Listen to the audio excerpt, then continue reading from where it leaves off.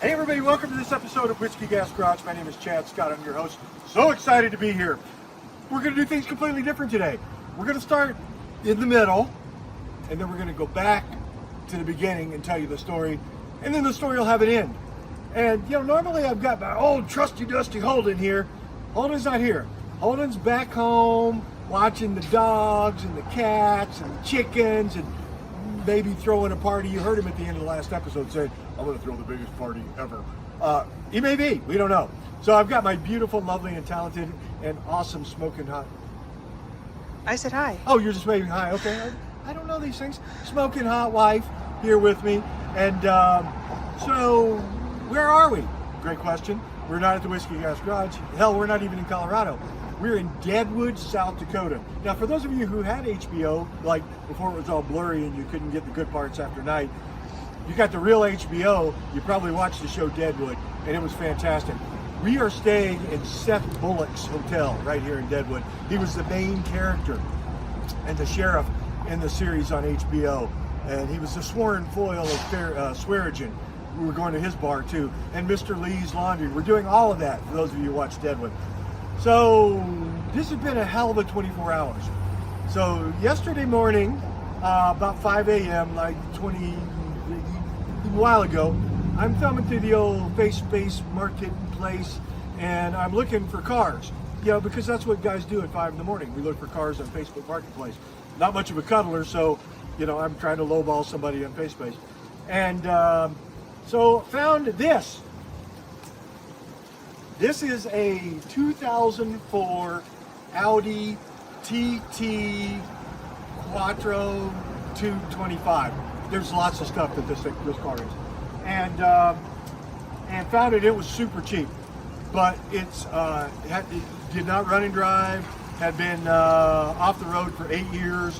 It had stuff. It had stuff going on with it. And though it may look good in the camera angles now, it totally needs a paint job, and we'll get more into that.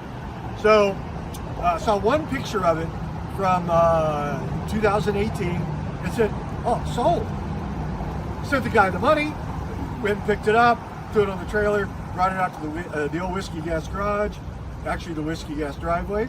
Because we moved a lot of cars in the last episode, so Jamie wouldn't know how many cars I actually own, and she's shaking her head at me right now. And because we moved all these other cars to the storage lot, it looks like we have plenty of room in front of the Whiskey Gas Garage. So we added this car to it. We got it running, we got it driving, and within 6 hours, we cleaned it up, and we drove it almost 400 miles at night to Deadwood last night, Jamie and I, to get to the hotel here. So lots going on with this car, and a good story. We're going to take you back and show you all that part of it too, but we wanted to start with this. We're going to start in the middle. We're going to the back to the beginning, and then we'll show you the end as we head back home on Sunday, back down to northern Colorado. So let me grab the phone from Jamie here, and we'll take a quick look at it. So I'll tell you, the paint shows good. It's not. Somebody has rattle canned it here and rattle canned it here, which they probably hit something. And believe me, we got this car cheap. So here's the story. This guy, 8 years ago, they own a ranch that raises dressage and jumping horses. And the four things I knew about him when I talked to him on the phone was, number one, he had more money than he knew what to do with. Number two, he wasn't a car guy because he couldn't answer any questions about this car. Number three, he wanted this thing out of his barn. He called it his barn. It was a heated and cooled tack room inside this barn that was way nicer than my house. And number four, I was going to get this car cheap. I could tell those four things from the very beginning, and I did. I got it cheap, and I mean cheap. So again, 2004 Audi TT Quattro. It is the 225, so they had a bunch of different platforms in these. The 3.2, the two 1.8 turbos. The Quattro is the four-wheel drive version. They had a 180, which would have a single exhaust horsepower, and then the 225 to 250, which is this one, and it was tuned. So we bought this thing. It wasn't running, wasn't driving. He bought it for his son back in 2018, when his son was 16 years old. And what happened was his son had his girlfriend in the car, and he stalled it a couple of times because it's a 6-speed, and he did it in front of his friends while his girlfriend was in the car, and he was so embarrassed that he refused to drive it anymore. So they bought him an F-150, and they put this in storage, and then they put it on the old face-based marketplace, not running, not driving, not anything. I asked him on the phone and said, what happens when you put the key in the ignition? He goes, I turn it and nothing happens. And I'm like, well, what have you done? He goes, that's all we're going to do to it. We're just getting rid of it. I'm like, I am your hucklebearer. So I sent him the money right then from one picture. But that's what she looks like on the outside. On the inside, she's, now, you get it, we cleaned it, okay? It was filthy inside and outside, and we got the videos. We'll show you guys of it cleaning. But baseball leather seats, which I really like. A little bit of rough on the upholster there, but I mean, nothing bad. 6-speed, it has all the regular stuff. 126,743 miles after we drove it 400 last night. But everything that we found on it, including the top, which we'll get into that later, but the top is power top, and it slides down, and it's, you know, but it's clean. It's just clean on the inside, and it just needed some love, and we'll take you through the love and what it needed to have earlier. You know, it was not a real tough revival, but it is just paint chips everywhere. We got to get a paint job on this thing if we're going to drive it around and play with it and have fun with it. Or, you know, you'll learn a little bit later, Jamie's already laid claim to this. My wife says she wants this as her toy car. Of course, she yelled at me for buying it, but I mean, there's just everywhere you look, there's paint chips off of the car. So, but that's where we are. We are in Deadwood. We are going to have one hell of a vacation here in Deadwood. And oh, look at that hottie. That's my lovely wife, Jamie. And it is just absolutely beautiful here. So y'all hang in, hang out, and hang on. We'll see you soon. Well, if your ride's broke down and looking sad, got a clunker car, it's just plain bad. Don't you fret, don't you worry, don't you sass. Just bring it on down to Chad's Whiskey Gas. He's Chad, he's wild, he's got the speed. Fixing up rust buckets, planting a new seed. In the Whiskey Gas garage, you know it's true. He'll get that old forgotten clunker feeling brand new.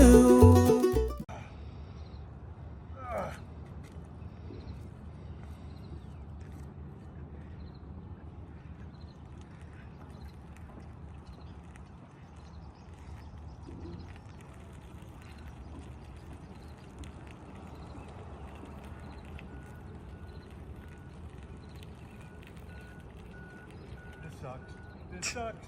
This really, really sucks. It's rolling backwards.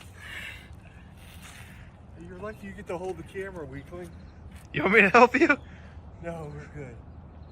Hey everybody, welcome back to Whiskey Gas Garage. My name is Chad Scott, and I'm your host. Damn it. And hey dudes, we're not made for car work. Steel toes. No. Welcome back to Whiskey Gas Garage.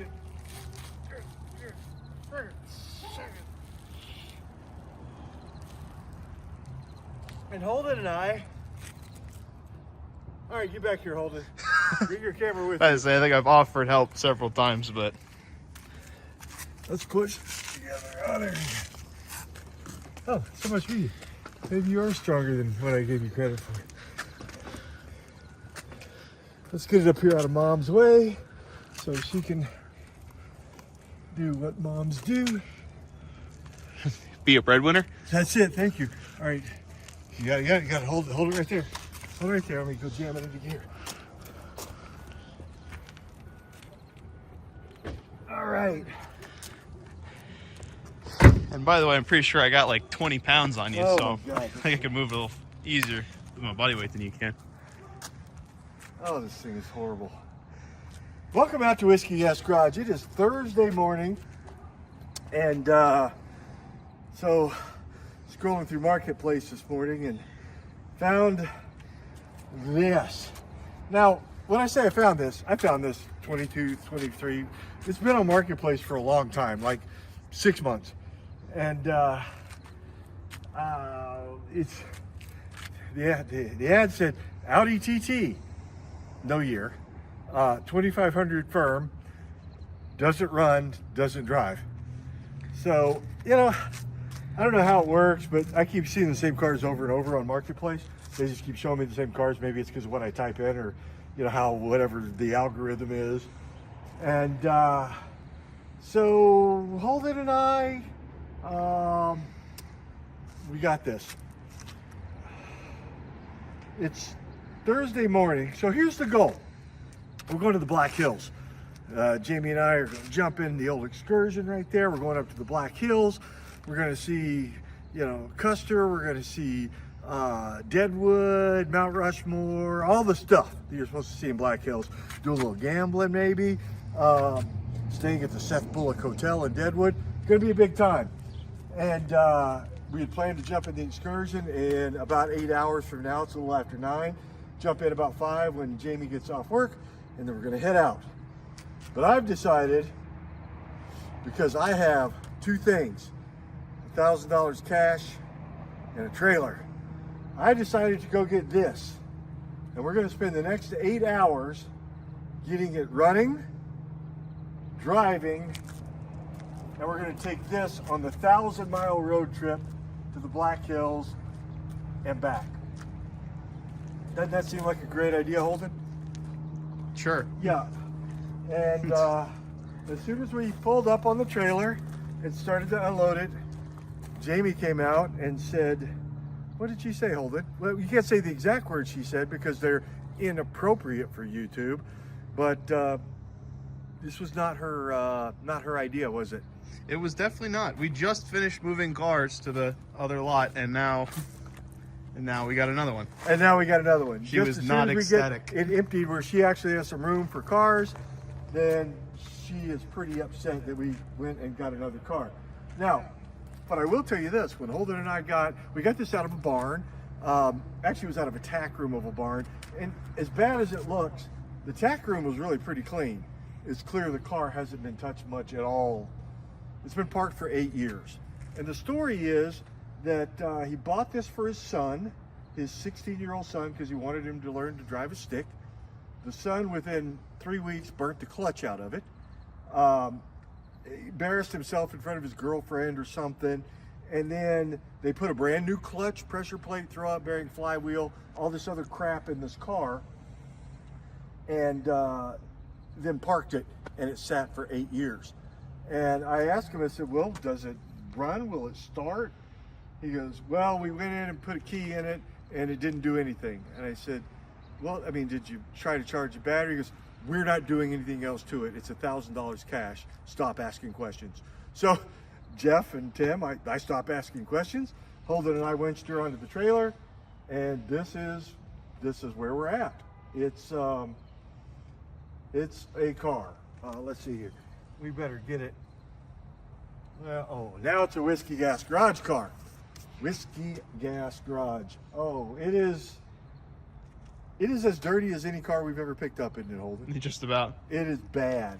I've opened the door, and one of the things that I couldn't get it to do, and I'll just, before we ever did a whole lot to it, we opened the hood, and we had to do some stuff on the battery because the car won't unlock, the steering wheel wouldn't unlock, and the wheels were cantered, and there's stories about what we've had to do already, and just to get it to this point. So let's take a walk around her here. She is turns out a 2004, because he had a title, 2004 Audi TT. Now when he bought it, it had 126,000 miles on it, I guess, when the clutch was burnt out on it. And then supposedly, he's put a new clutch in it, and that's where we are. Doesn't run, doesn't drive,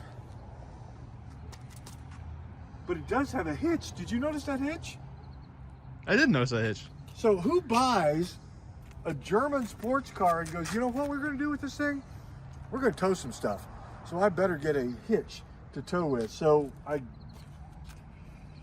but you know, of all the people that I know who has a small trailer, look over there, Holden. See that little trailer over there with the white top and the gray bottom?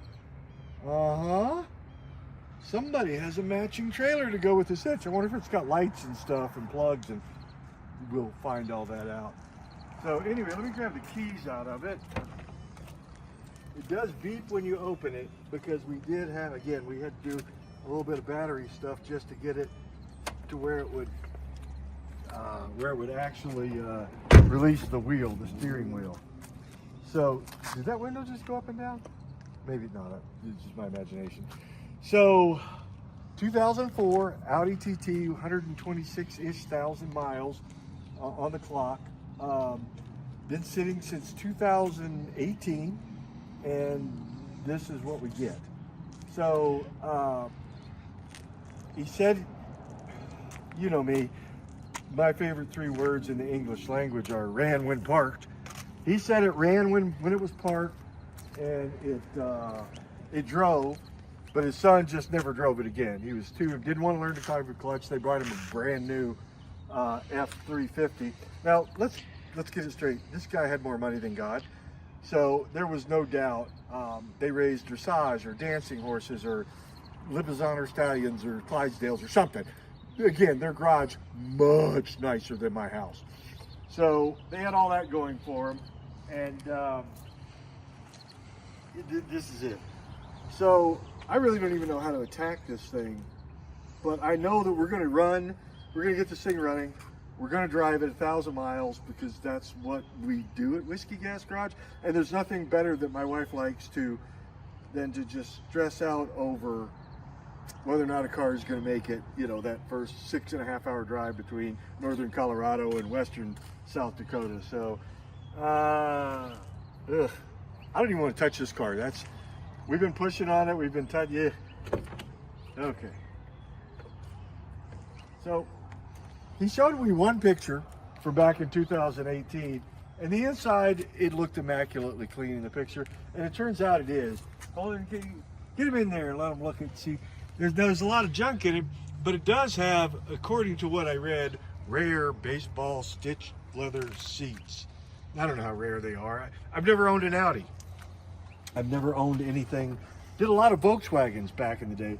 So back when the TDIs were coming out, the TDIs have been around forever, but back in 96 to, 2000, that's 1.9 diesel TDI. And I worked for a company called Golden Fuel Systems, and when I say I worked for them, still a doctor, but I on the side I would install these waste vegetable oil systems in these TDIs, and really got to know those. So the old Beetles and the old Golfs that had the 1.9 up to 1999 before the 2.0s, I installed waste vegetable oil systems, and then Holden and I sold waste vegetable oil at our farm in North Carolina to people that we sold systems to. So I'd buy it and have it processed for about 30-40 cents a gallon, and I'd sell it for about $1.20 a gallon. And so we sold waste vegetable oil. So she's got stuff in her for sure. She's dirty. She's dirty everywhere you look. I'm not gonna reopen the hood because that was a terrible experience. And what have we done? I'm just not sure this one's gonna go the way that we had hoped it would go. But I guess the only thing to do is, Holden, we wash it, we clean it out. I'm not even gonna try to get it started until I get it clean, because I'm not gonna dig through all this crap. And I'm not gonna put you digging through, well, maybe I'll just put you digging through this crap. Will I get it running, you can watch? No. Holden actually has a big workout today. He's getting ready. Yeah, how do you think I was able to help you with that car so easy?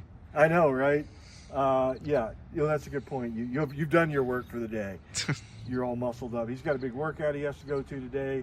As everybody knows, Holden's getting ready to go in the Air Force and be an intelligence analyst, and so he's got to head up to do that. But yeah, for all the working out I need to do for that job. Yeah, that's exactly right. Got to work out that brain. So I guess hang in, hang out, and hang on. We'll try to get this thing cleaned up, and then we'll bring you back to it. maybe for a little better tour after it's clean, because right now she's rougher than a night in jail. All right, we'll see y'all in just a few minutes.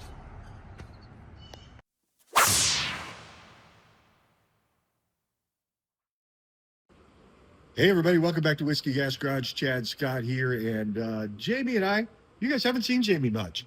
I'm gonna clue you in. Hey Jamie, this is my beautiful, talented, lovely wife Jamie of 3,000 years. Yeah, she's old. She's not old. She's actually a lot younger than I am, as if you couldn't tell. So we're at Seth Bullock's bar here in Deadwood, Colorado, and Deadwood, South Dakota. Trying to remember where we're from. You remember, you saw us earlier. It's been a pretty active 24 hours. We bought a car. I bought a car. I didn't tell Jamie because she didn't need to know, not important for her. And it wasn't running, wasn't driving, 8 years. Brought it home, and in 6 hours, fixed it, drove it, ran it. Well, you saw the thing. We came straight up here in the middle of the night, having no idea if we'd make it. And how'd it do? Great. It actually did great. We got 28 miles to the gallon all the way up here. Just incredible. And then I found out at breakfast here, we're sitting at breakfast, and Jamie says, oh, by the way, I'm keeping that car for me. I'm like, good. So I get into trouble for going out and buying a car without telling her, which, let's face it, I would have told her anyway. And really, I'm not in any trouble. Well, maybe a little trouble. Doesn't matter. But, and then when we get here, she's like, oh, I'm keeping that car. I love it. So there we go. But we are at Seth Bullock's bar, and this is very cool. Has a bunch of the original stuff to the bar. This bar has been around since the late 1800s here in Deadwood. I mean, this is all original to the bar from the original before it actually burned down in 1894. And then the bar top over there. We are going to do some serious damage to this bar tonight. I think you know what I mean. It's not called the Whiskey Gas Garage for nothing. And they have actually a lot of good top shelf whiskeys and bourbons. And then as you head out this way, they have a full casino out here in the bar. So we're going to be doing a little damage out here in the casino as well today. So lots of really very cool things happening, but just all this original stuff, starting with the old pictures of Bully's Restaurant. Seth Bullock was, kind of the main character in the Deadwood series. And if you get a chance, I would definitely watch it. The before and after of all the renovations that they've done recently, all kinds of just very cool period pictures from that era of when they had a live stage here. This was the first live performance stage in Deadwood, one of the old original pianos from the era. So lots going on here. Can't wait to continue to share it all with you on this trip. You'll hang in, hang out, and hang on. And thanks for sticking with us. This one's gonna be a little different. We started at the middle, we're going to the beginning, and then we'll see you at the end. All right, take care.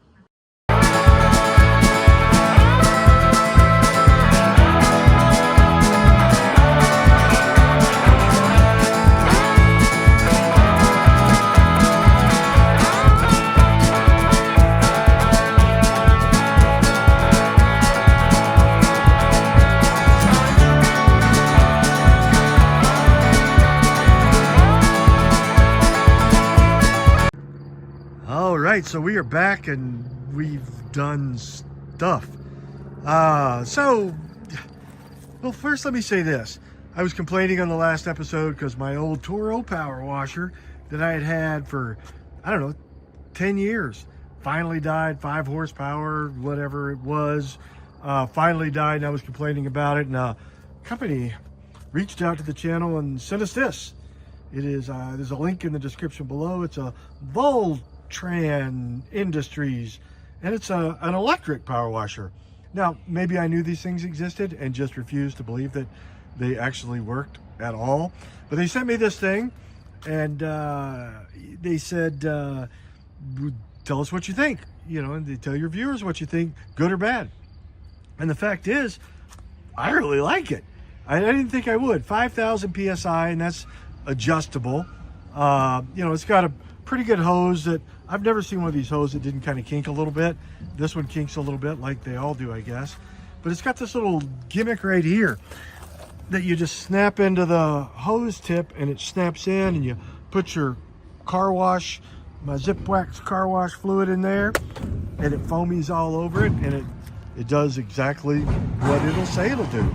So, you know, I don't know how it would be, you know, getting grease off of a sidewalk, but maybe fine.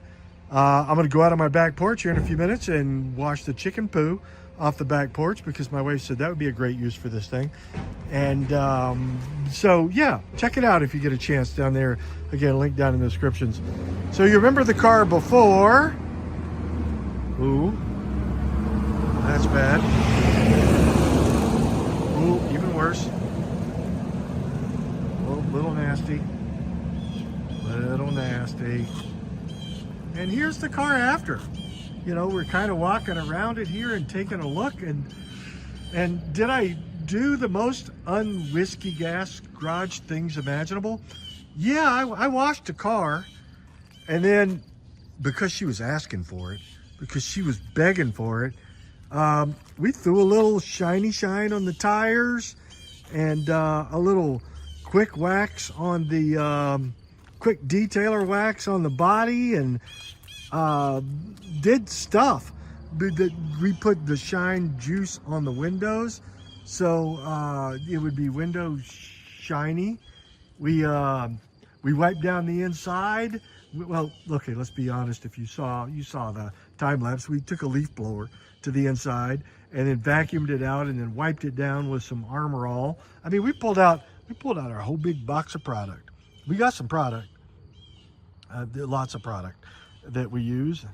And then we twisted around. We even pulled the motor cover off, cleaned up under the hood here, got the old motor sprayed off, changed out that battery. I told you we had to put kind of a temporary, we had a lawnmower battery in it, let's be honest. We had a lawnmower battery, but I stopped and bought a battery that fit her, a Super Start. So she's guaranteed to start. And I'm not 100% sure it's in there right, but it does beep and beeps. It beeps when you open the door. And then, yeah, we threw a little tire foam on that motor cover because, again, she was asking for it.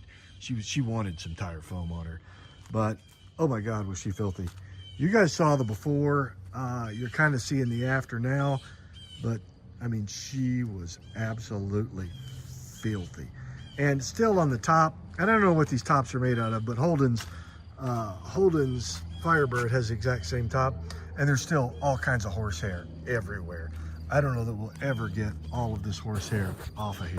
If any of you know a trick for this, I'm going to try to get some tape and, you know, pat it on backwards, and maybe a lint roller. I don't know, but there's a lot of horsehair. Now, I'll just tell you, from this many feet away, she don't look bad at all, especially since we put a little bit of shiny on her. But now let's get a little closer. I don't know what's going on, but there are paint chips and nicks everywhere, all over this car. And I don't know who had it or what happened to it, but she's got a bunch of rattle can right there. So we've right in here, and it doesn't feel dented at all, but it feels like they've scratched her up good and then just, well, we'll shoot her with a rattle can. Did it there, and then again right here. So maybe they whiskey, again, not any real dents, but maybe they whiskey dented her in there and then they just shot her with some good old rattle can. But I put shine juice on the tires, so it'll be fine. No one will ever know. And then up here, I have no idea what this is, but these are spots that I cannot rub off. I think that would have to be sanded off. I don't even have any idea what that is. And of course, lots of paint just flicking off of her all around. So again, we stuck the old VIN in the pocket computer here, and this is what we learned. She's a 2004 Audi twin turbo Quattro 225. That's a lot of stuff. It's a lot of words. So what we learned is that the 1.8 liter motors, these came out with a 1.8 liter platform turbo and then a 3.2, I think. But in the 1.8 liter, there was 180 horsepower variety, and then sort of a 225 horsepower variety, which had a bigger turbo and bigger rings and some other things that we're learning a lot about Audis that we didn't know before this all started. So this is the 225 version, and apparently how you can tell is the red TTs, and you get two exhausts back here instead of just one. Apparently the 180 you get one, and with this you get two. And the Quattro is a four-wheel drive, which I guess you could get both in the 180 and the 225 versions. And it is a 6-speed manual, which we think only came in the 225, but we're having problems figuring it all out. So, you know, look inside her though. I mean, it is that baseball colored stitched leather, which I don't mind at all. I don't think I've ever, maybe back in the day we had a car that had it, but it's been, you know, when you've owned over 500 cars, you sometimes forget. But we got in here with the old, with every cleaning supply we had, and really knocked her out. And I'll tell you, she doesn't look brand new. Don't get me wrong. Look at that. There's a bolster over there on that seat that's in a little bit rough shape, but it is baseball kind of stitched leather. It does look like a baseball glove. Again, we blew all this out and took some great stuff to her and sprayed her on there, and she came out all right. She's got a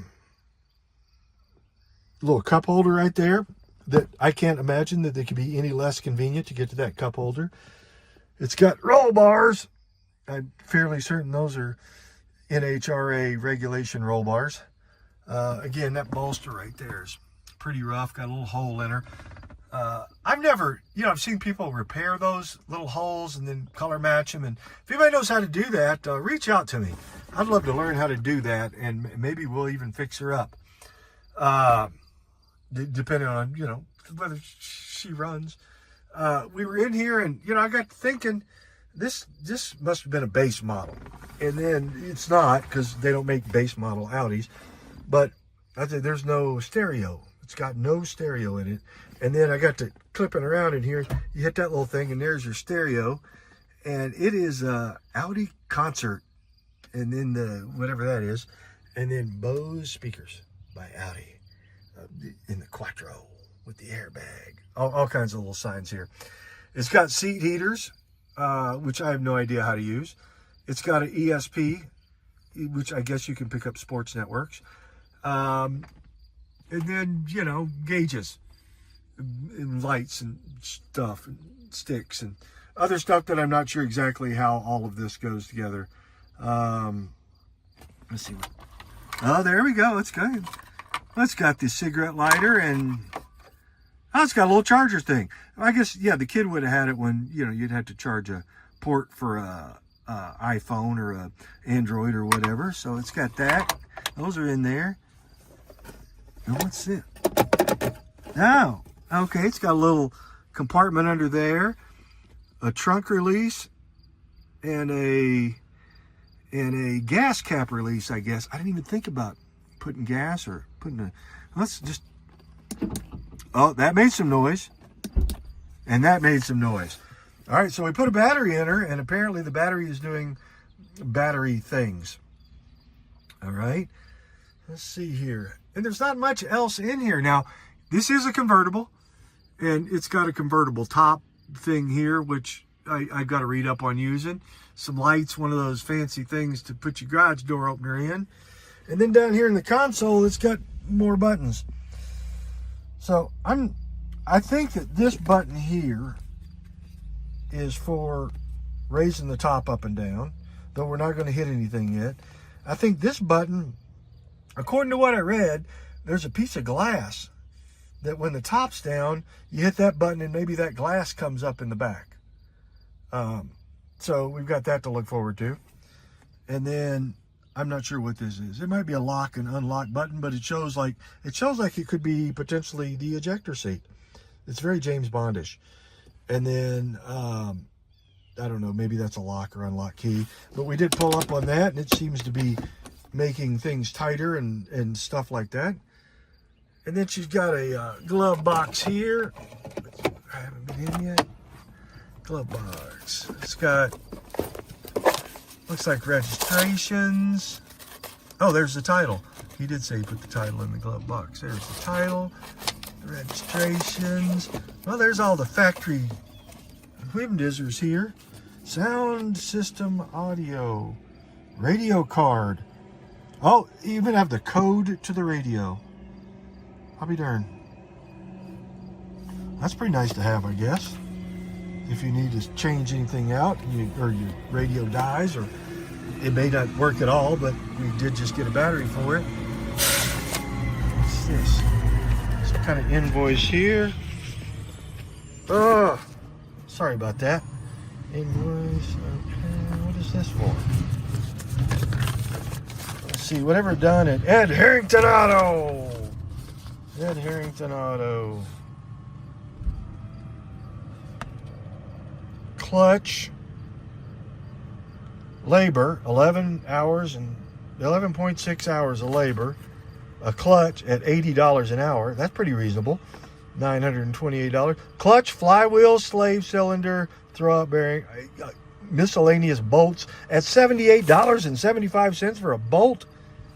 Damn. Oh, and labor to remove rusty and stripped bolts. $80. $160 to remove 2 bolts. Vehicle mileage was free. And the total, $1,866.75. And that was in 2018. So this guy bought this car for his son, who burnt the clutch out of it. They spent $1,866.75 on a new clutch, slave cylinder, all the stuff. Stored it for 8 years and then sold it to me for $1,000. It must be nice to have money. You can't hide money. Airbag key on and off.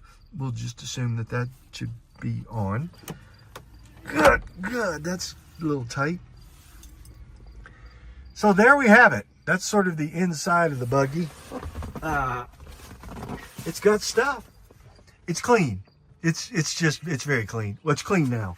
It's clean because although you saw it all in like 35 seconds, that was about 3 hours for us to get this thing clean. We washed it 4 times and it still had yick and junk and all kinds of stuff in it. But we got her straightened up here. And like I said, we put some shine juice on it, but everywhere you look, nicks, chips. You know, if we do keep this, oh, there, that popped up. Okay. Well, the trunk, I heard the trunk pop too. Let's see what it looks like. Okay. That's dusty. I didn't get in here. I'll be darned. So, as we pointed out earlier, this thing got a hitch, and we've got a trailer that is almost the same color as this car, and it's one of those little ones I used to pull behind my smart car. And so we got that, and we got this. Oh. Okay. I'll have to read up on this. This looks like one of those covers that when you put the top down, it covers the top. Like a tan-out cover might, you know, on a convertible. She's dirty. I have to clean her up. But yeah, there's the trailer wiring. I wonder if it's actually in there. I don't know what that is.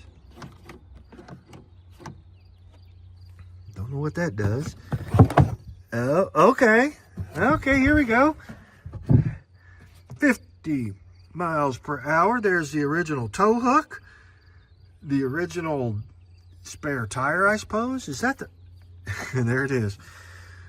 Comes right out here. And there's your trailer lights. So somebody actually... And this looks factory. It looks like somebody... I'm sure there's nobody put the factory didn't put hitches in these cars. That's dumb. Let's see here. Les Schwab tires. Oh, I wonder if that's a... Hey, get that open there. Les Schwab. Ah, there we go. That's one of those fancy tire taker offers. It must have locking hubs. And we've got the fancy tire taker offer thing. Now, I don't know. These are... I have to look at these wheels. I just assumed they were Audi. Maybe there's something that's not Audi. So it looks like that's all there. A jack, and I cannot believe that this has all the wiring for the hitch. You know we're going to hook that up. And then that goes way up under there. Looks like there might be a little mouse nest right there. I did not get in there with a vacuum, but we'll get in there with a vacuum and get that out. That's some kind of something I'm not going to deal with. I have no idea again what this does. Maybe that releases the gas tank thing. It does not. So let's put this back in there. That looks very interesting. We'll have to figure out how that works. Looks like that could be cleaned up and made to be nice. Super clean under here. Well, I mean, other than I didn't get under here and detail her the way I did the rest of the old girl. So we'll have to get around those gutters there.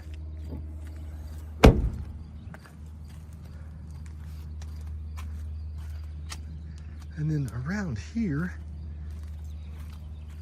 what kind of tires are those? Platinum wheels by Ultra.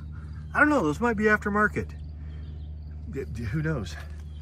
Look at this motor. We cleaned her up good. She's a 5V turbo. I have no idea what that means. I have no idea if it's 5-cylinder, 5-valve, 4-cylinder. I got research to do.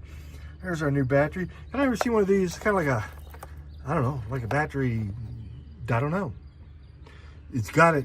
Whatever it is, it's there and it was already hooked up. And I haven't done anything to it as far as trying to get her going. And she had a little battery tender here that somebody, I don't know if that's, again, that's factory or somebody's put it in, but there's a little battery tender here. It didn't come with a battery tender, but now that we've got that, we might want to tend it. So let me grab a rag here.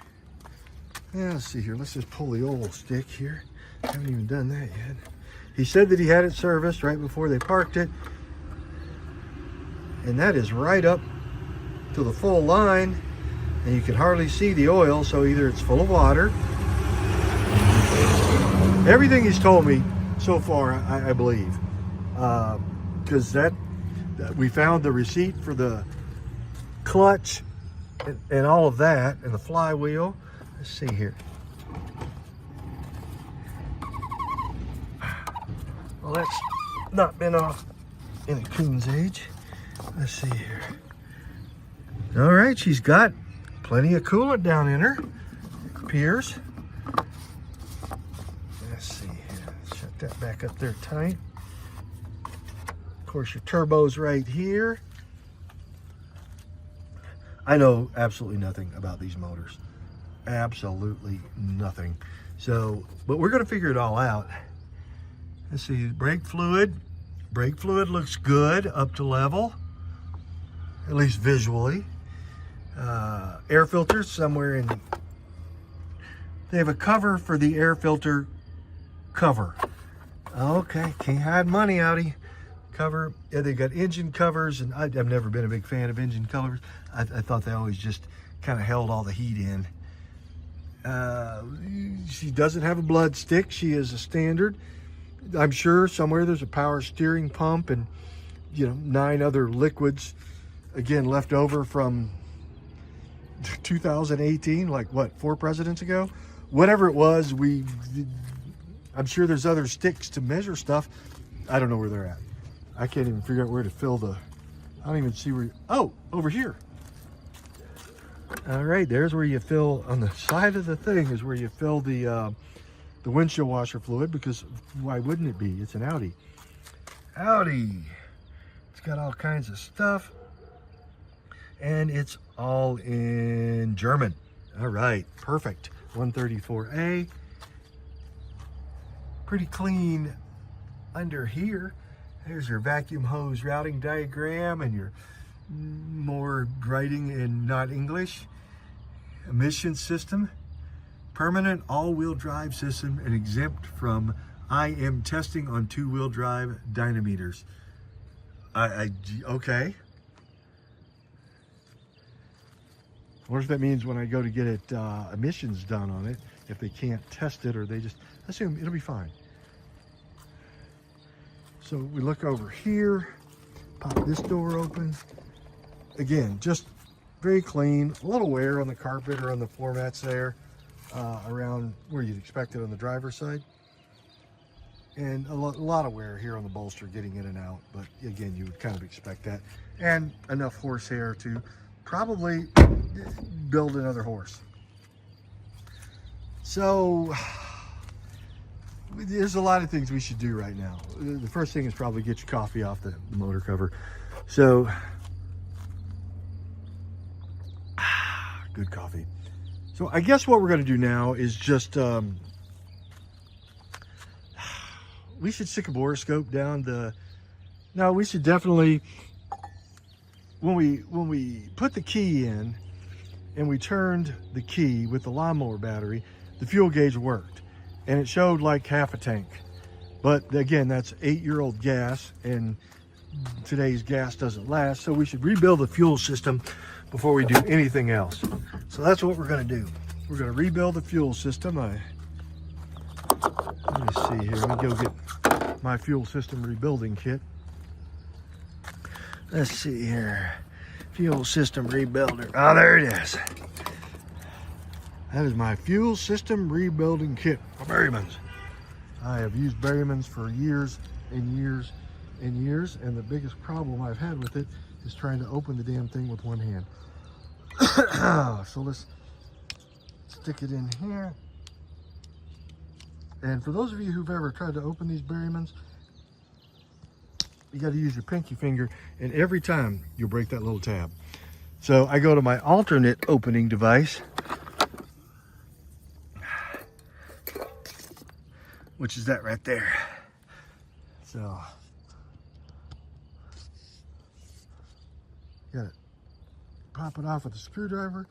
And this is not like occasionally I have to do this. It is like every time I do this I have to. So let's rebuild our fuel system here. There we go. So we're gonna let that Berryman's get in there and just do what Berryman's does. There's a reason Berryman's doesn't come in a plastic cup, because it will eat the entire bottom out of a plastic cup. Seen it happen. It is unpleasant, especially if it's on a finish. So we're gonna let that sit there and pour in there at a slow pace. But we did see that the thing works. The fuel gauges work. Some of the lights on the dash came on when we put it in there, when we had the lawnmower battery in it, to try to get the wheel to unlock, and it did. Weird that the wheel doesn't unlock just manually. It takes other stuff to do that. So let's, now that we got the fuel system completely rebuilt, or rebuilding over there, let's slide a key in her and see what she does. My expectations are low. Well, it's in really good shape, okay, and I'll give it that, and I'll give it the mileage is 126,000, but my expectations were just in general pretty low. Okay, we got noises and beeps. All right, and the check engine lights on, and the battery lights on, and the ABS lights on. And you turn the key and it does absolutely nothing.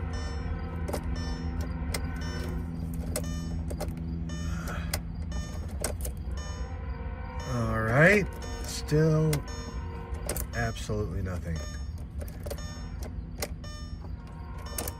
Okay, so I'm not really sure what that's all about, but while the key's on, let's see what else it does. Okay, we've got numbers that came up here. How do you turn this on?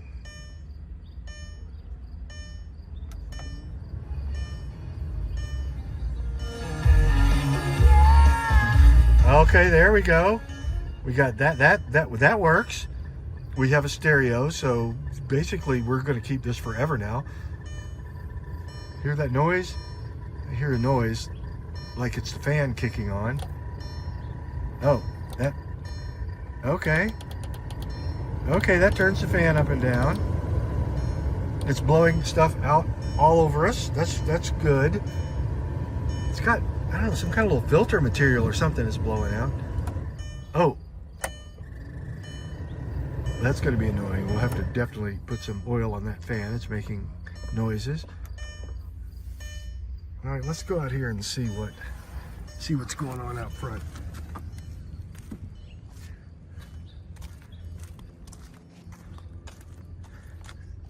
Oh, well, okay. Okay, we can solve that problem. That will basically twist off.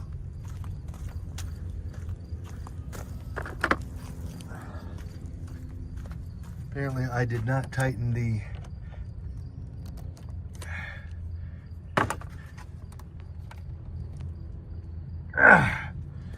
you know, you should never tap the top of these to try to get them to stay on. Okay, it did nothing before. All right, that was loose, but maybe it was making enough of a connection to get the stuff inside, but clicking when we got to the thing. Let's see, is this done rebuilding?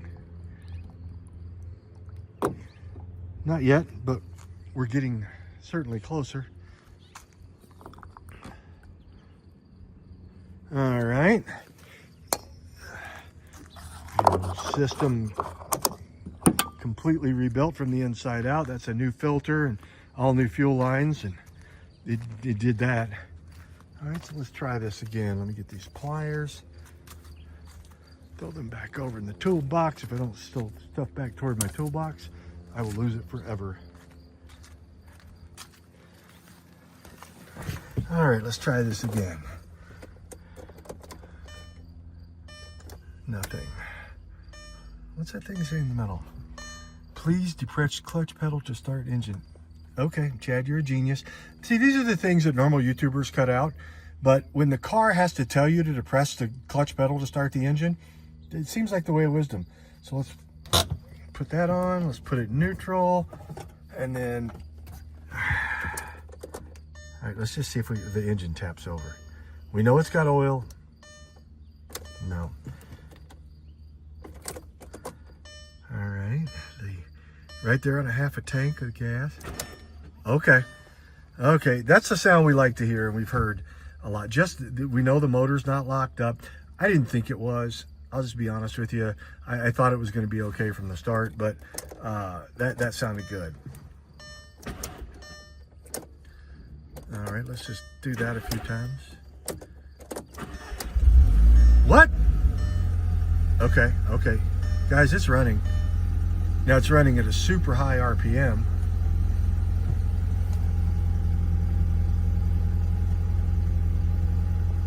Okay. It's got a little display there with the doors that are opened. Wow, she's running like a Swiss clock. I mean, she is just humming right along. Quiet. In fact, super quiet. Let's get out here and see what we've done. Listen at her.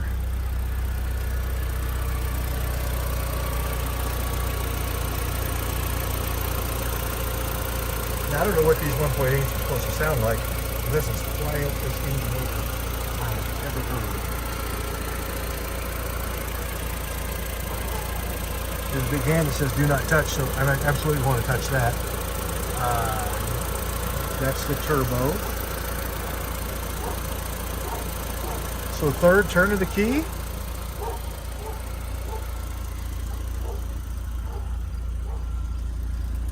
And she's running on her own. Of course, we completely rebuilt the fuel system, so. Okay. So this is happening. We rebuilt the fuel system with a single turn of the key, I guess. And now she's running. So, God, look at all the hair and horsehair, dirt that came off of this thing. I mean, it's just stacked up in the old whiskey gas driveway here. Yeah.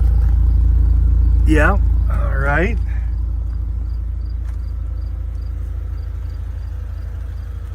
Well, there she goes. All right. What do you do now? Well, we're about 4 hours in, and I guess the only option is to take the damn thing for a drive. We know it's got a new clutch. It says it has its new clutch. There's a receipt for a new clutch that I can't imagine would be in there unless it would have a new clutch. It's got a receipt for it. So let's jump in her, drive her up to the old Buc-ee's. We're blessed to have a Buc-ee's just a few miles from the Whiskey Gas Garage. God, look at that paint, it's terrible. And we'll drive her up to Buc-ee's. No, we're not gonna do that. We have a convertible. We're gonna test this top. That's what we're gonna do, because that's what John Wayne would have done. It's running. Let's see if this top works at all. Now, I had to watch a YouTube video on this. Apparently you have to push in this button here. And that drops that handle, and then this handle breaks forever.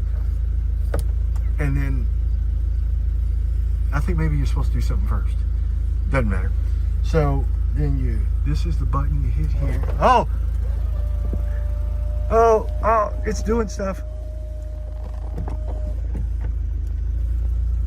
It did stuff. Did you guys see that? It did stuff. Let's see if it does it in reverse. It's doing stuff. Okay, apparently that's as far as it closes, but I'm sure there's a way to bridge that gap. So it's doing stuff. Back down.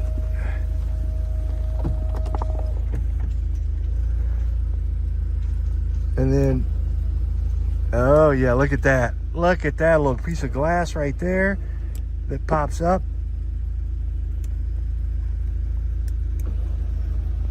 All right. I guess the first thing we'll have to do is put a Whiskey Gas Garage sticker on that glass. All right. So she's running. We don't know if she drives, but we do know she runs. We know she's convertibilizing. Let me grab it.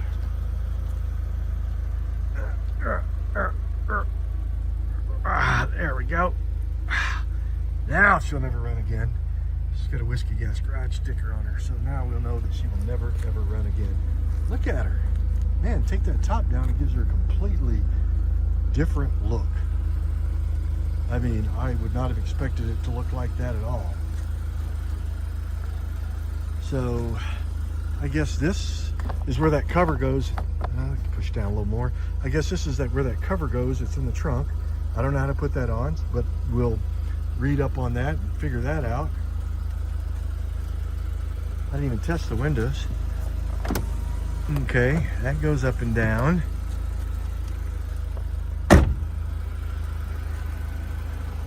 Well, there we go. We've done stuff. She's running. Guys, let's just drive the damn thing. This is too good not to do something with right now. So I'm not even going to clean up my mess. I am going to lock up the house because Holden's at his workout, and then we're just going for a drive. Y'all hang in, hang out, and hang on. Hey guys, how you doing? We are at the original location of Saloon number 10, and this is where Wild Bill was shot and killed. This is the original actual area down here, and this is off of Broadway. And I'm being quiet because I don't think we're allowed to film. But this was a brothel room that was actually off of that bar that you saw on Deadwood in the series. And then as you go out, Wild Bill's pistols, which were silver and ivory handles, and he got them actually from George Armstrong Custer for the work that he did scouting for the 7th Cavalry. And then there's a full history of Wild Bill, the roulette table, but this is the actual table right there where he was shot, and that's the actual table, not a replica, but the table. And this is actually about 12 to 15 feet below street level now after the flood of 1893. So there's just so much rich history going on here. But some of these are replicas and some of it's original, but that's the original table that Wild Bill was playing at when he got shot, when he was holding the infamous aces and eights dead man's hand. So, and not fancy. It wasn't a fancy bar he was playing at, playing cards at. It was just an old rundown place. And then back off to this side is actually a mining exhibit from some of the stuff from the gold mines from back in that day. Some of the actual real stuff that they would have. Well, this is clearly a replica. You know, here's, and I don't know how much of this you'll be able to see, but a really good picture of here of what the lead mine looked like, which is about 3 miles out. And I know you guys are here for cars, and I get that, but how we got here is pretty fun, and I wanted you guys to learn more about what we're doing up here. For those of you who are maybe fans of the page, but you're not going to make it out to Deadwood, we're so glad to have the opportunity to do this on your behalf. Y'all hang in, hang out, and hang on.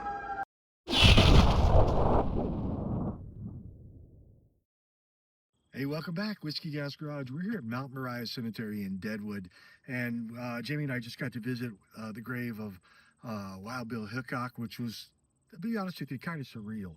It was quiet, and it was just, you could feel it. It was really cool. Buried right next to him is Calamity Jane. Calamity Jane, and her only wish was to bury me next to Wild Bill. And she's buried right next to Wild Bill, and that's very cool the way their graves are set up. And then we were at a brothel earlier today, and there was a lady named Big Woo Williams, who was madam who ran this brothel, and she paid for Calamity Jane's burial and her funeral just so she could be buried up there with Wild Bill and Calamity Jane. So great stories, great things, and again, kind of a whole surreal feeling around this cemetery. It's very quiet and very cool. It's a self-guided tour. You get to walk up there. So if you come into Deadwood, you've got to come up to Mount Moriah Cemetery and just walk around. You'll really love what you see. Hang in, hang out, and hang on. We'll see you soon.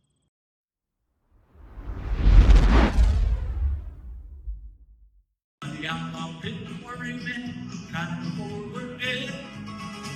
Money man tried to take it, money man didn't slip. Money man in the rain, but they got his hip. They got on his hip. Money passed the birthday, time to let it go. It was money that left, and walked out in the street.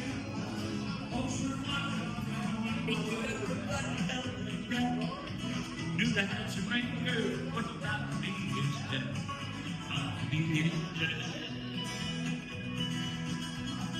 There was 40 feet between them when they stopped the big little play. He swims himself to rain.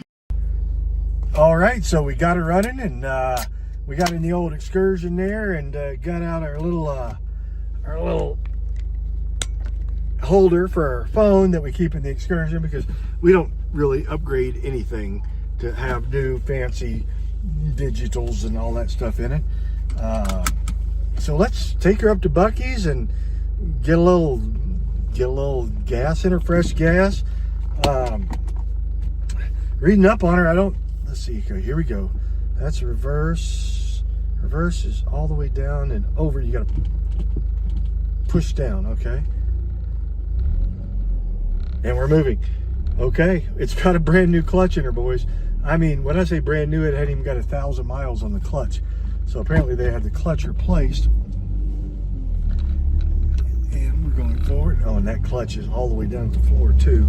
It's tight.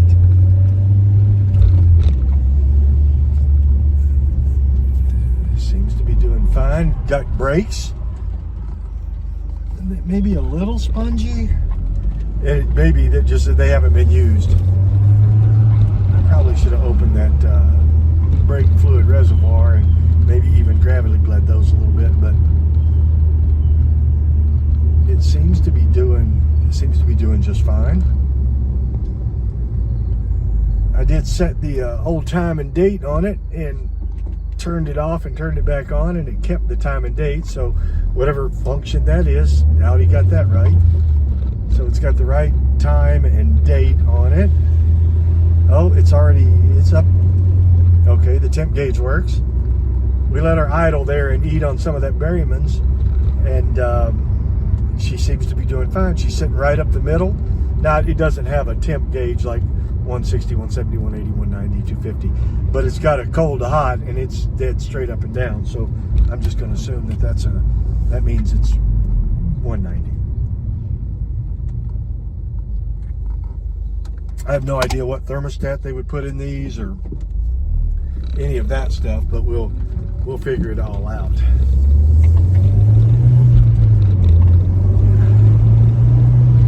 That's through third gear. She's peppy. And I'm not a guy who gets into these a lot. I mean, I'm an old grandpa driver, but she's peppy. That any of you who have these Audis are familiar with these, you know, kind of the 180 horsepower versus the 225 to 250. And from what I read, a lot of people will tune these 225s up to about 250 horsepower, because that's what you do, I guess. I'm not sure, but a lot of people do that, and that gives you the same as, I guess, the 3.2 liter, the V6, and these also has whoa. she's jumpy, boys. I guess the V6 has about 250 horsepower kind of stock in them, so it seems like that'd be the way it was. Man, it is a beautiful day. It is supposed to be a beautiful weekend in the Black Hills. I mean, it is supposed to be like in the 80s the whole time we're there. Well, not 80s all day, but 80s in the afternoons.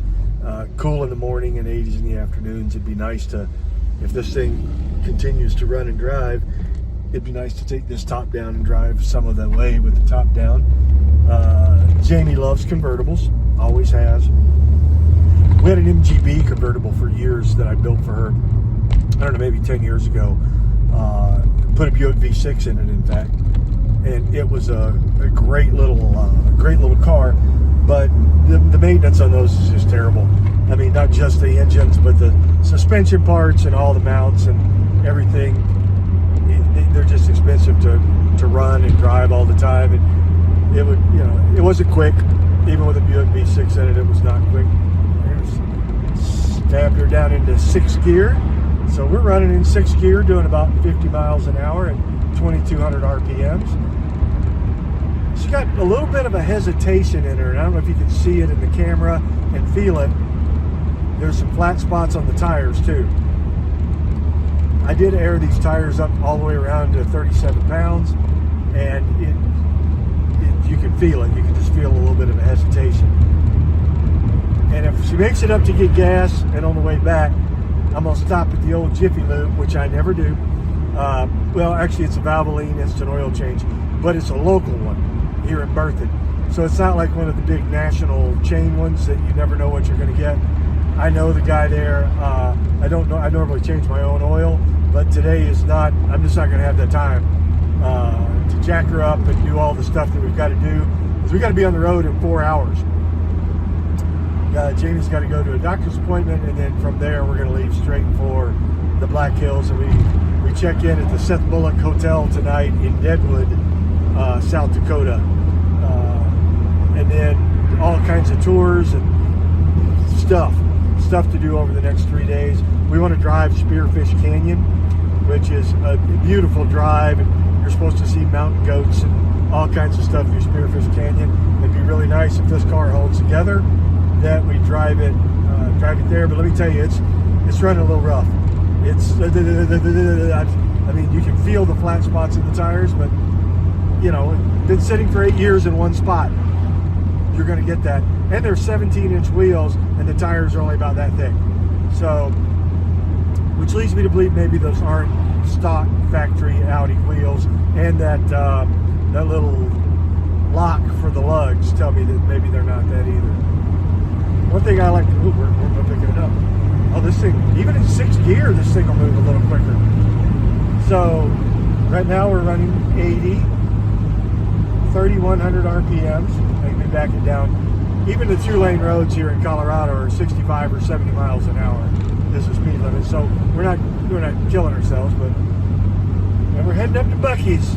I don't know how many of you had the pleasure of going to a Buc-ee's. You got to get you some Buc-ee's. They have good brisket, and I know some of you Texas people, that's where Buc-ee's is from, will say, brisket's better than Buc-ee's. I'm sure it is. But if you're getting gas station brisket, you're not going to do much better than Buc-ee's. And they also have beaver nuggets. Yeah, imply whatever you want about beaver nuggets and what that would actually be used for. And they also have beaver chips, which are like their homemade potato chips, which are actually pretty good. In fact, they're really good. They're doing all kinds of work out here on 25 as you go from Berthoud toward Denver. So you go out to 25 from Berthoud east. You go right, you go toward Denver. It's about an hour. You go left, you'll be in Cheyenne, Wyoming, in about an hour. But there's a little cut through here on Highway 7, County Route 7, which is got some very gravel road kinds of feel to it. So we'll go up that little road here, and people go, oh, okay.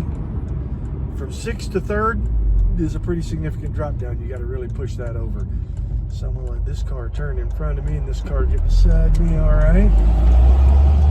Down here on County Road. Oh, good. Yeah. County Road 7 is a little rough. I'm not gonna lie to you. She's part gravel. Now most of the county roads, which are, you know, well-driven, well-serviced roads here in Colorado, especially in rural Colorado, are gravel. And this one is what's called crush and run. So for those of you who know a little bit about gravel, it's kind of recycled asphalt that they get off the road and concrete, and they mix it with oil and, I don't know, super glue. Hell, I don't know what they put in it. But whatever it is, it makes kind of a gravel road that isn't as dusty, and it crushes, and you can run over it. And then about every year, they'll go back and put some more on it. Old County Road 7 here has got a dairy on it, and one of the things that you can't miss about having a convertible is the smells of Mother Nature. Because she is high smelling right now. I just saw about, it looked like 500 or 600 cattle. Can we get out of that big hole? 500 or 600 cattle over there that were getting ready to be loaded up, and I assume going to market or to sale. And it is September, so most of the fields have just either been cut down or they're being cut down. And all along this road, you find hops and barley for the Coors Brewing Company. We're called the Garden Spot of Colorado. It says it right there on the sign as you come into the town. And we're called the Garden Spot of Colorado because we grow more barley and hops for Coors beer than anywhere in the world, right here in the town of Berthoud. Berthoud's not a big town, you know. I don't know how many people live here, 1,000, 2,000, not many. And we only moved here 2 years ago from a town of about 1,000 people in western North Carolina called Rutherfordton. And we specifically chose this little town, even though Jamie's plant that she runs is in the next town up in Loveland. We chose this little town because it is a small town. There's a Subway and an A&W that's been here since the 20s, and that's Berthoud. That's all of the chain restaurants in the entire town. There are no chain stores, no chain groceries. There is, as you know, an O'Reilly's Auto Parts and a Napa, because I go to Napa Joe to get this, all my stuff that's close by. So that's it's always good to have a Napa Joe close by. And then about, I don't know, after we got here in December, I guess it was in the following, I don't know, Holden graduated college, got home, so maybe the following June, they opened Buc-ee's. And while Holden was trying to decide what his next path in life was before he committed to joining the Air Force, okay, blinkers work. There's something good. Before Holden decided to join, oh, so quick. I'm not used to hitting that accelerator and actually going, because when you drive a, I don't know, Yugo or a Triumph TR7 or a Bluefus, our Plymouth Reliant K car, 0 to 60 and E eventually, I literally think it's more than 30 seconds. I was reading up on this because I wanted to know some stats and some data on it. And the 225s, again, between 225 and 250 horsepower, 0 to 60 in right about 5.6 seconds. Okay. The quarter mile at around 12 to 13 seconds at about 100 miles an hour, which would be the fastest car I've ever been in my life. I don't build fast cars. I don't do fast cars. I do cars that run and are reliable. and that's what I do. So we are pulling in here at the old back way to the Buc-ee's. Everybody loves Buc-ee's. Let's see if we can pause this here. All right. Well, we paused it, but we were trying to see if we could flip it around to show you Buc-ee's, and we can't. So, or at least I don't know how. So we're going to pull in here at the old Buc-ee's, and we're going to go down here a ways to the...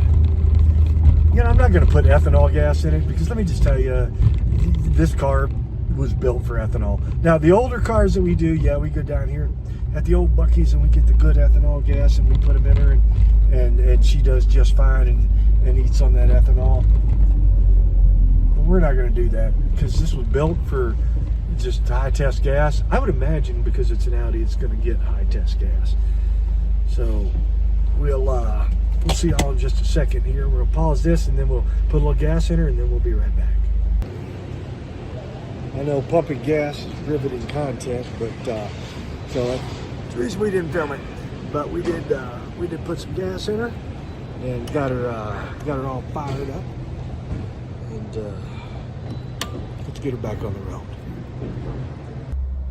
Okay, she's all fired up. Let's see how she starts back on us.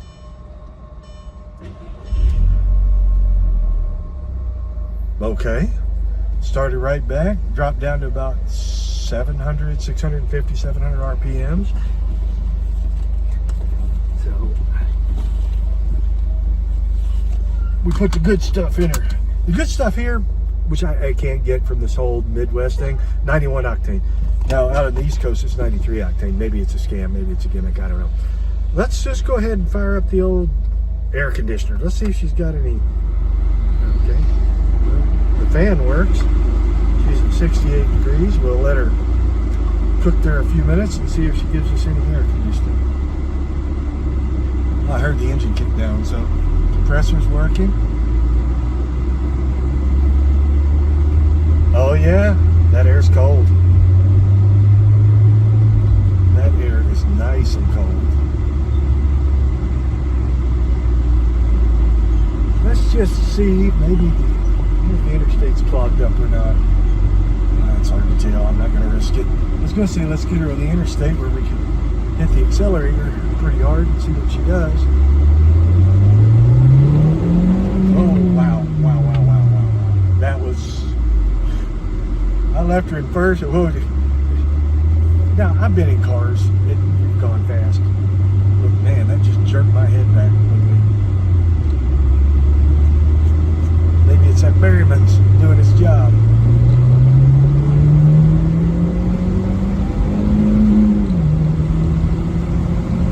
Whoa. We were doing 80 and a 45. Probably not good. Again, I just wanted to see what it'll do. You gotta know. You gotta test her if you want to know what she'll do. Alright, so full tank of gas, half pack of cigarettes, it's dark, and we're wearing sunglasses. Hit it. Blues Brothers. Oh, that air conditioner is cold. Nice and cold. Of course, it's not super warm out. Oh, and my display disappeared on my dash. So there's that. It said all kinds of things earlier, and now it says nothing. Or maybe you have to open doors or something to get it to come on. I have no idea what kind of gas mileage this will get, as fast as it is. And I'm not going to drive it like a fool, but I imagine 20, 22, I have no idea. If anybody's got a guess, put it down there in the comments, and if you get it right, maybe we'll send you a hat. We don't have hats, but maybe if we buy hats, we'll send you a hat. Maybe we'll send you a sticker. We got stickers. We got lots of stickers and lots of t-shirts because we're getting ready to head out on the Poverty Tour.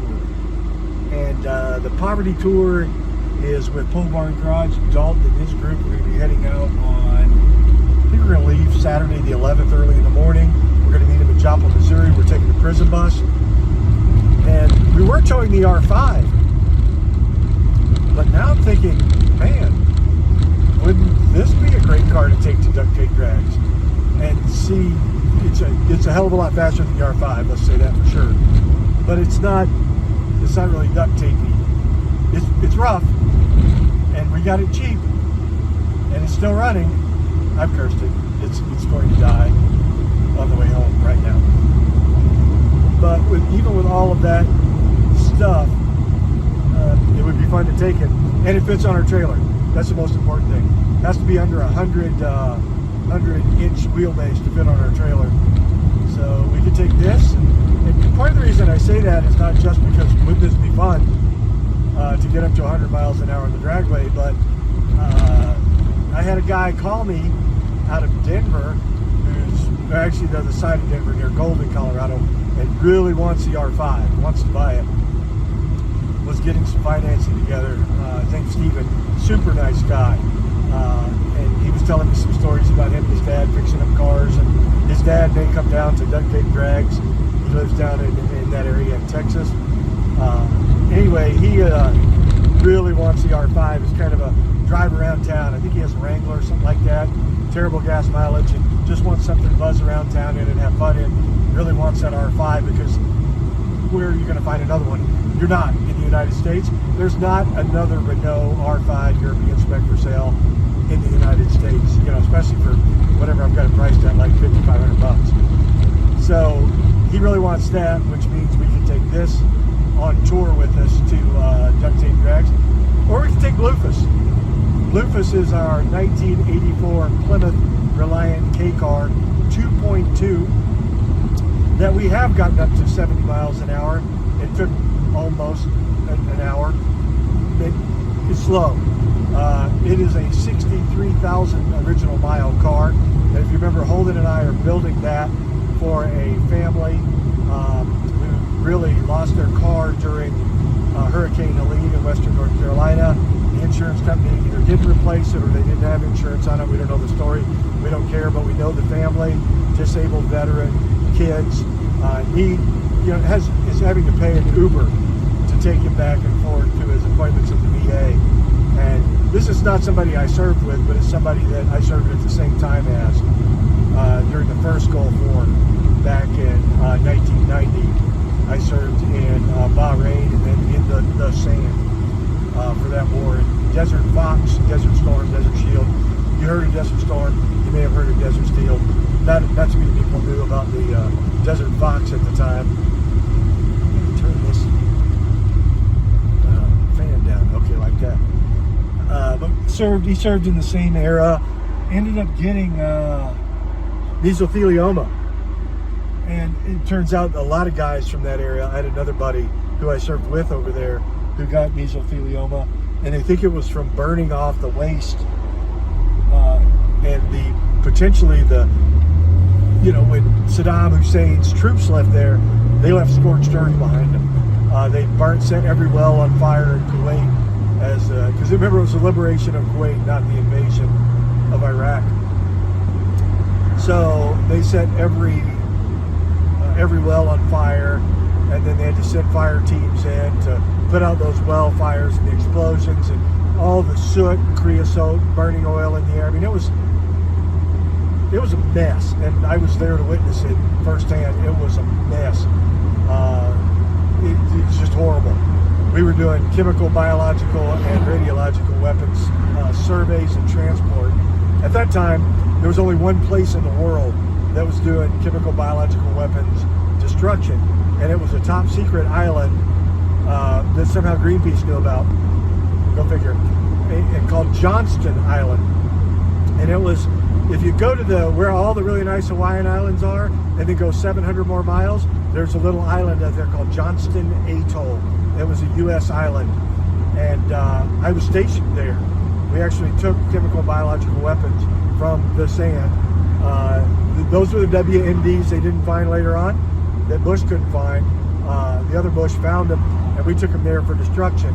And I was actually stationed out there at a LORAN station.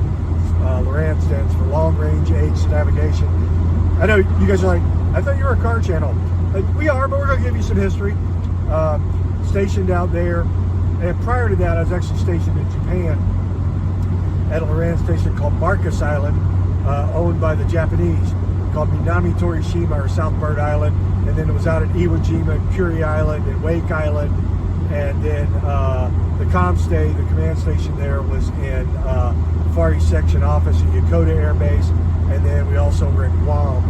So I got to chew a lot of dirt in that end of the country before heading over to the Gulf War in 1990. So I went in back in the late 80s or mid 80s, and then was in until 94.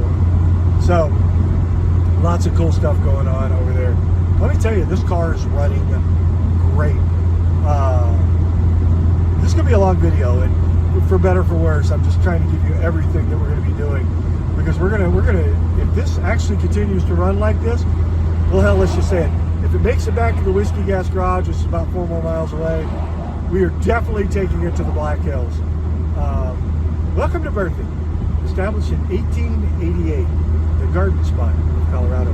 If this makes it back to the Whiskey Gas Garage, we are 100% going to be taking this to the Black Hills in just a few hours. It's about 350-ish miles, about 5.5 hours, mostly 2-lane roads to get from here to Deadwood, and then Spearfish Canyon. That's going to be another 150-mile trip, kind of a day trip to Spearfish Canyon all the way through it. It's called the Spearfish Canyon Byway, which is absolutely beautiful. I've ridden it on a motorcycle some years back, and then but Jamie's never been there. And then from there we're going to go up, I think it's another probably a couple of 100 miles up to Mount Rushmore and Custer, and up to Crazy Horse. I've never seen Crazy Horse. I want to go up to the Crazy Horse. Apparently they've got the arm done that reaches out now, and I want to go up and see all of that. I'm a nerd for history, especially Native American history and American history, and I'm a total nerd, and I geek out over that kind of stuff. So get to go see all that. Plus, if you've ever seen Deadwood, what a show on HBO. Now, I'm sure that a lot of that is made up, but some of it isn't. There is a Swearingen who ran the gym in Deadwood. There is, of course, a Seth Bullock who was the sheriff, and that's the character that I can't think of the guy's name, but he was in Hitman, Agent 47, and Justified, about Harlan, Kentucky, which is, again, where I'm from, is there in Eastern Kentucky. Born and raised. Born in Corbin, Kentucky. Who else can tell me what Corbin, Kentucky is famous for? Dun, dun, dun, dun, dun, dun, dun, dun, dun, dun, dun, dun, da da da da. Theme from Jeopardy for those of you who are young and don't watch Jeopardy.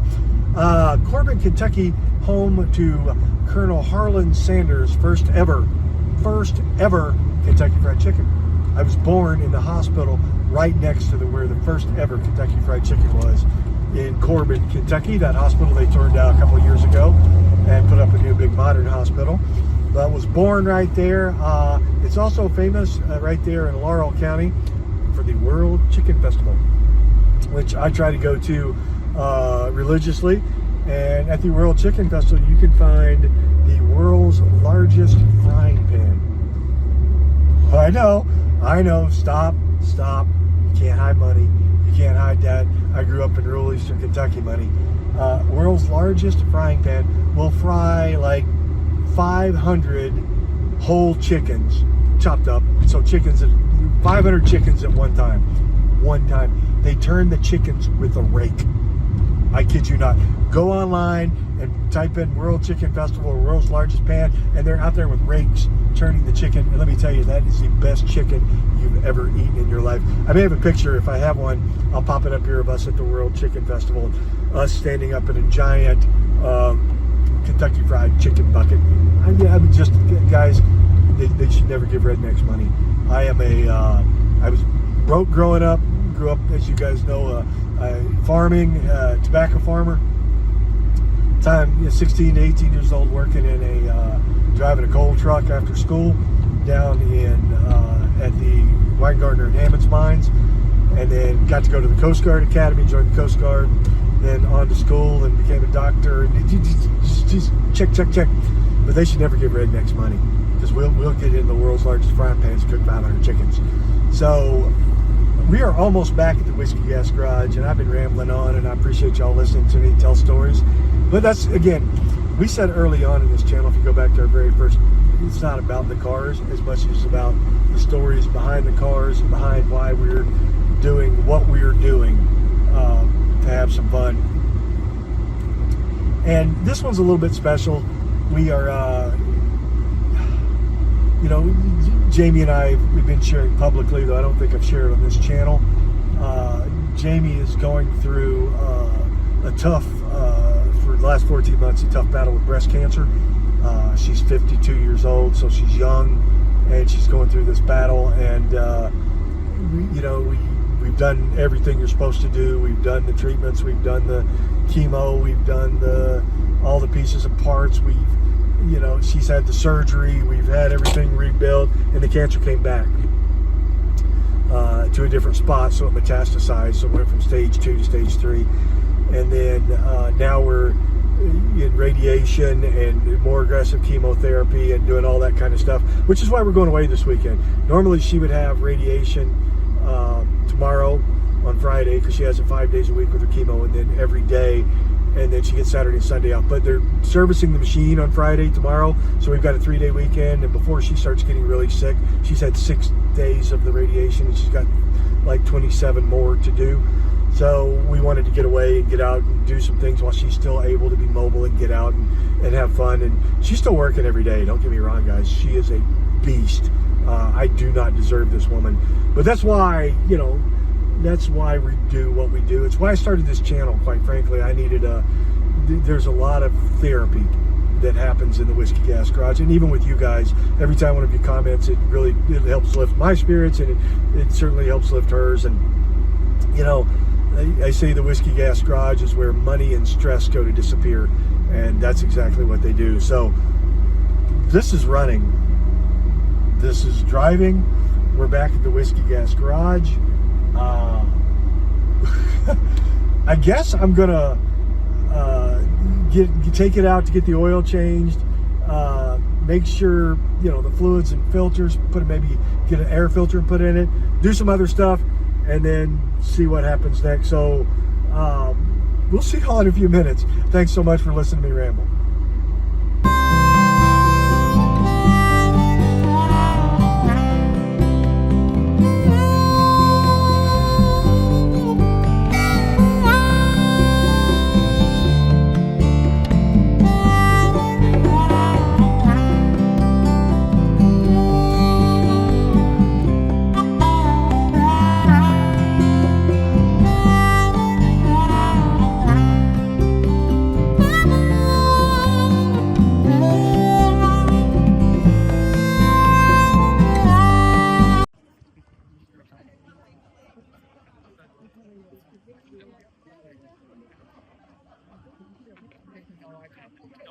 Hey guys, welcome back. We are at the Mount Rushmore, which is very cool. What do they call this place with the flags, Jamie? Flag Avenue. Flag Avenue. Avenue of the flags. Hey, there's a Kentucky flag. So all the state flags are here. Montana. Indiana. Very cool, guys. We also have kind of a Native American presentation going on up here. Lots of very cool things in Mount Rushmore. The drive up you saw was a lot of fun. It was super windy. So, but the car is still doing good. Hard to complain about the old 2004 Audi. Volkswagen got something right. Of course, Volkswagen gets a lot of things right. See, they have all the flags, bases. They tell the names of all the flags that are up on each of the tripoles. Just a very cool scene here, guys. North Carolina. Oh, they're in alphabetical order. That seems a way of wisdom. All right, you guys hang in, hang out, and hang on.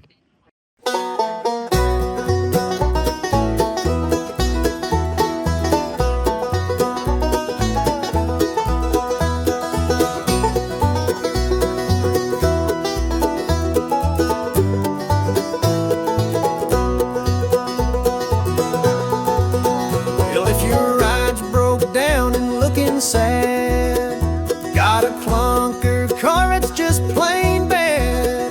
Don't you fret, don't you worry, don't you sass. Just bring it on down to Chad's Whiskey Gas. He's Chad, he's wild, he's got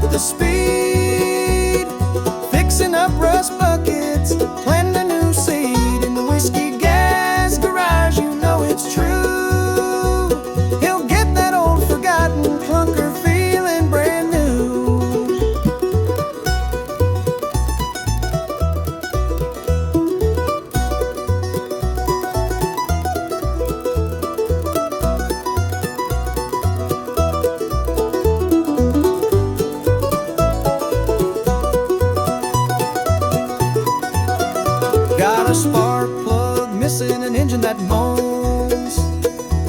Chad's got the know-how down to his bones.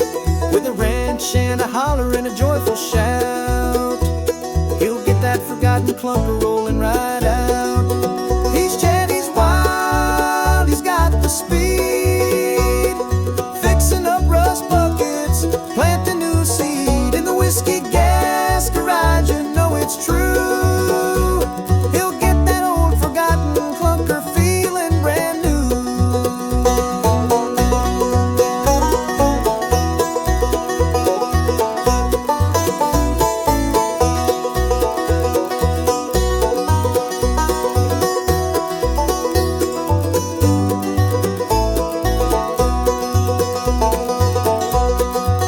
He's Chad, he's wild, he's got the speed, fixing up rust buckets, planting a new seed in the whiskey gas garage. You know it's true, he'll get that old forgotten clunker feeling brand new.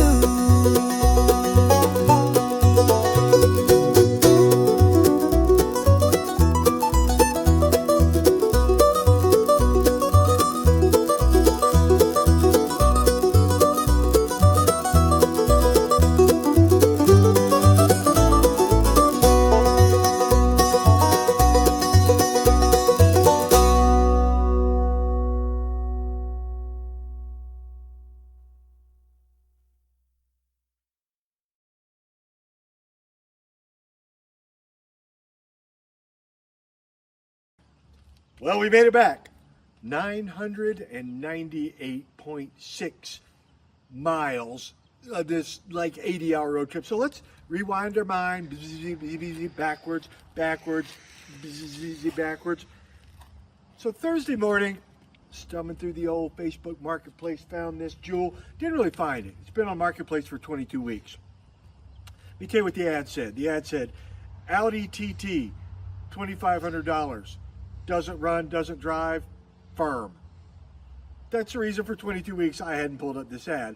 But you know how the algorithm does, it keeps showing you the same cars over and over in Marketplace.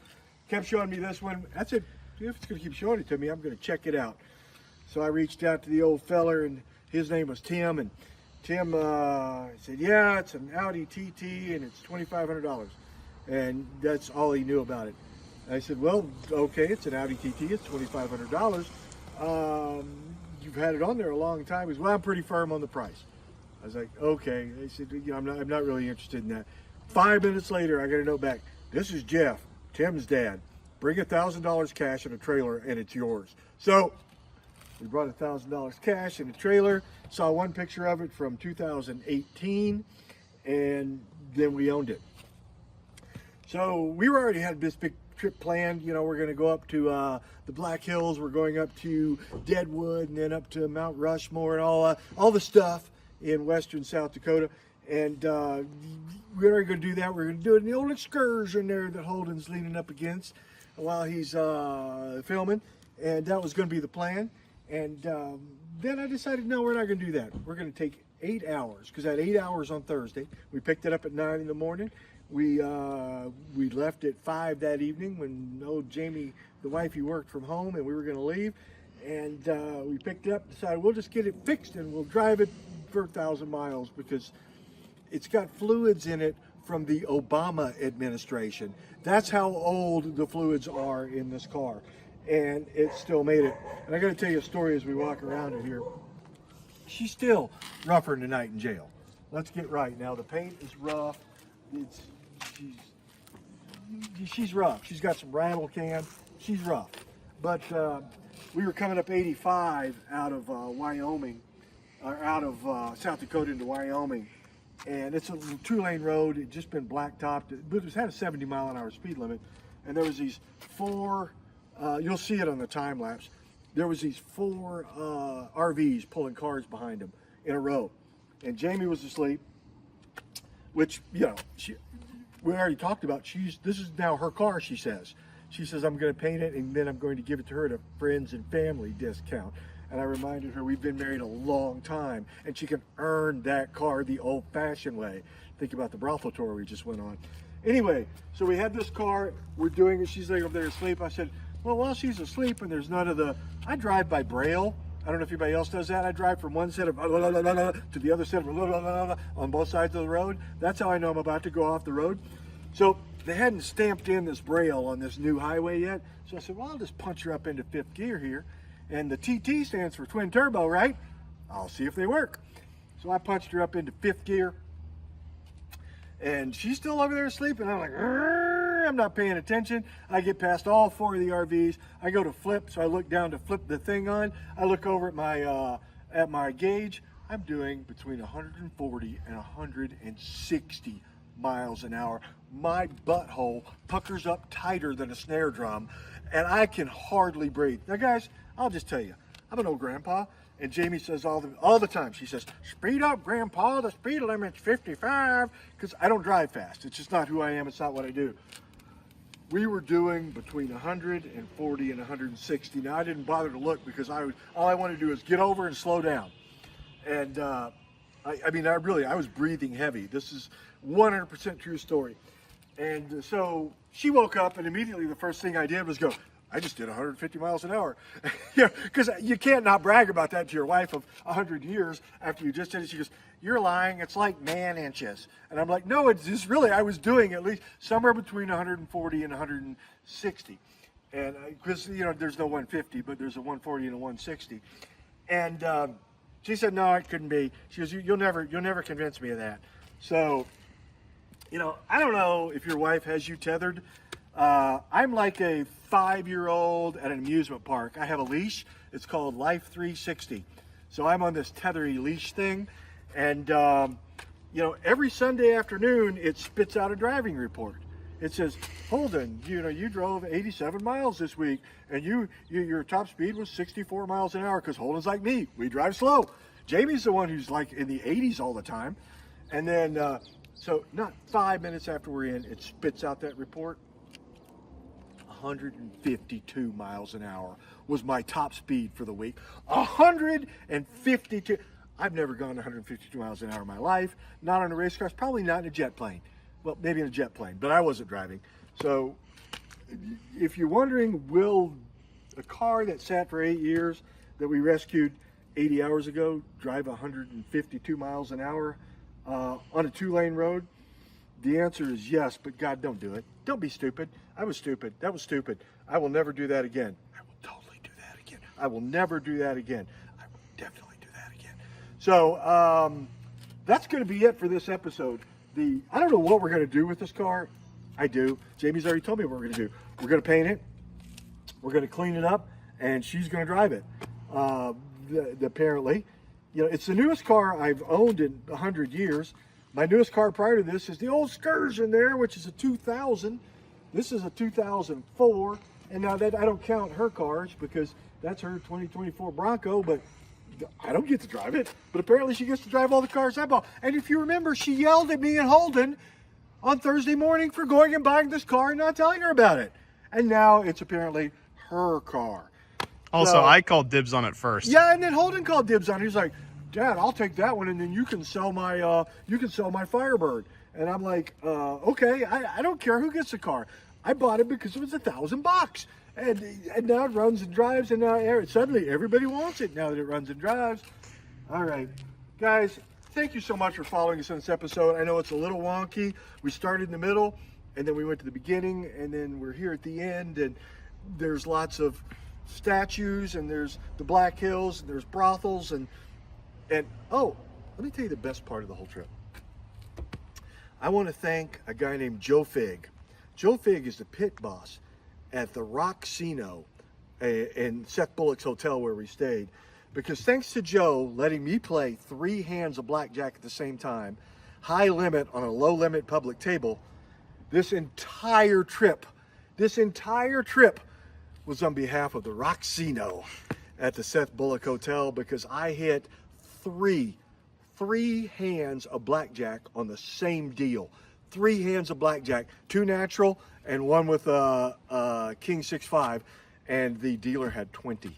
So, and he let me play high limits when he wasn't supposed to let me play high limits. And then after that, he shut the table down, and I walked away with a pile of cash. So it was all paid for. It's only going to pay for this. It's going to pay for the poverty tour. It's going to pay for duct tape drags and our trip down there in the next couple of weeks. And it will probably pay for our next project as well. Plus, Holden needs a new thing. A new catalytic converter on his car. It's just a little Clark. It's going to pay for that too, Holden. That's what your dad's for. I'm going to pay you $85 for holding the camera just for this one shot. So, guys, thanks so much for doing the channel and everybody we met. I want to thank Johnny and Jody on the tour who we met, who were fans of the channel, who knew who we were. Pat Rasmussen, who is a big fan of Derek Bieri, who we met. Now she's a big fan of the channel. We met her at the Sugar Shack. Just all of our fans that we met and got to see out there on the road. We sincerely appreciate your support. Y'all hang in, hang out, and hang on.